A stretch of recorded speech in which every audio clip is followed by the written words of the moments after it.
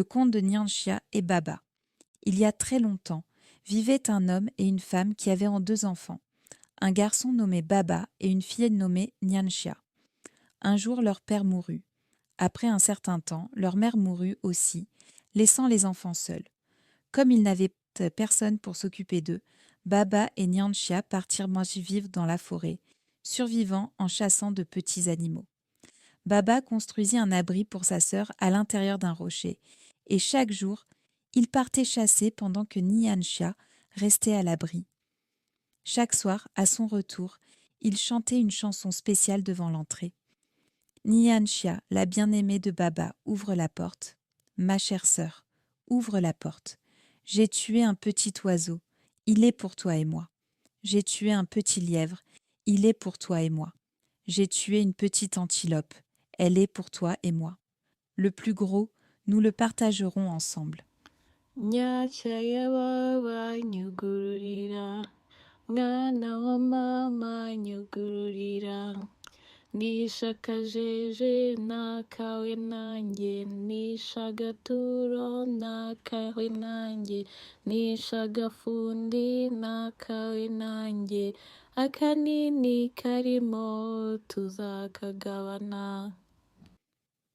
En entendant la voix de son frère, Nyanchia répondait « Ouvre-toi, rocher, laisse Baba entrer. » Le rocher s'ouvrait alors, permettant à Baba d'entrer.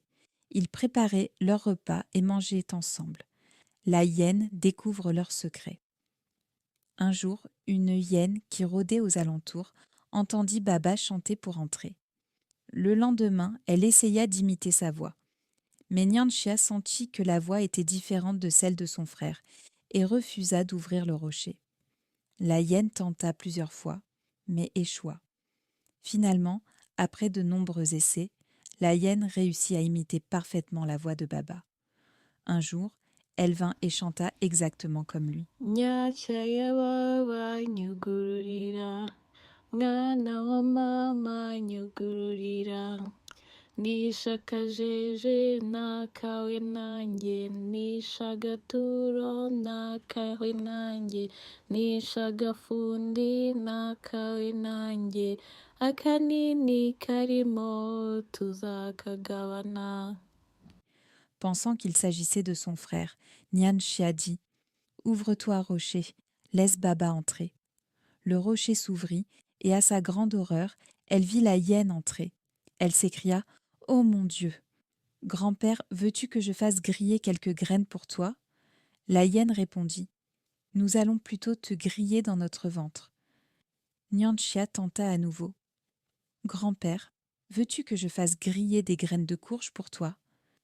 La hyène répondit « Oui, ma chère petite fille. » Nyanchia fit rapidement griller les graines et élabora un plan.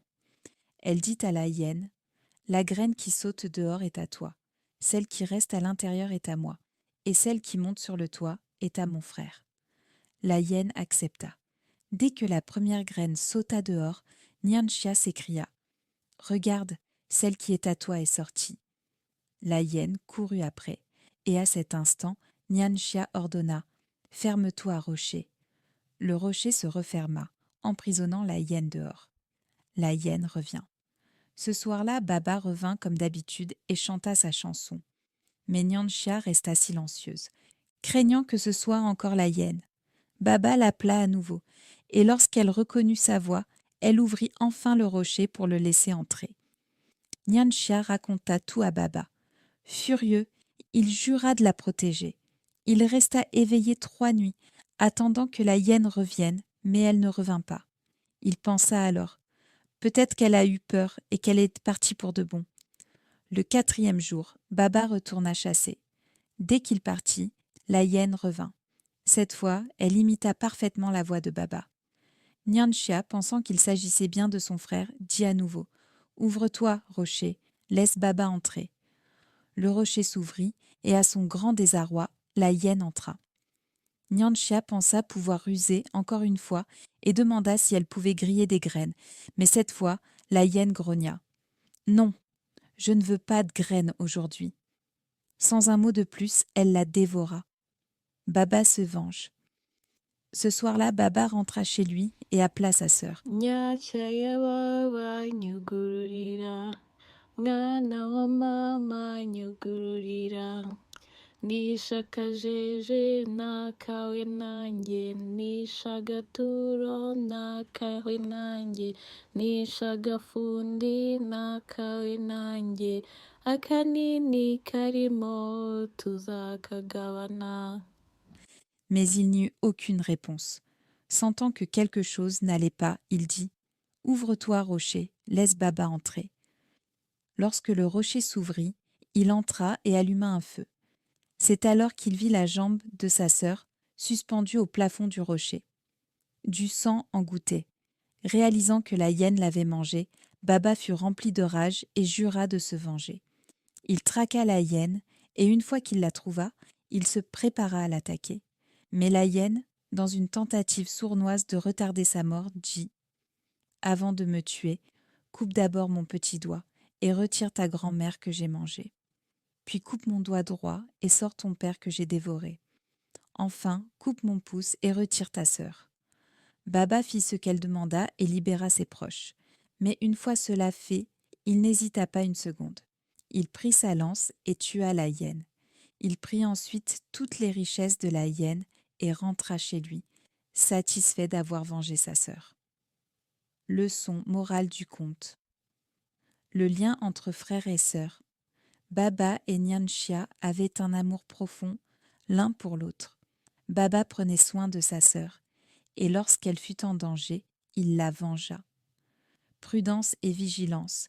Nyanchia était sage au début, mais son excès de confiance a fini par causer sa perte. Cela nous enseigne à toujours être prudents et à ne jamais faire aveuglément confiance à quelque chose qui semble légèrement suspect. Justice et rétribution. La vengeance de Baba envers la hyène nous montre que le mal ne doit jamais rester impuni. Ce conte nous rappelle d'être vigilants, d'user de sagesse et de chérir les liens familiaux. Comme le dit un proverbe rwandais, ce n'est pas moi qui termine l'histoire, c'est l'histoire.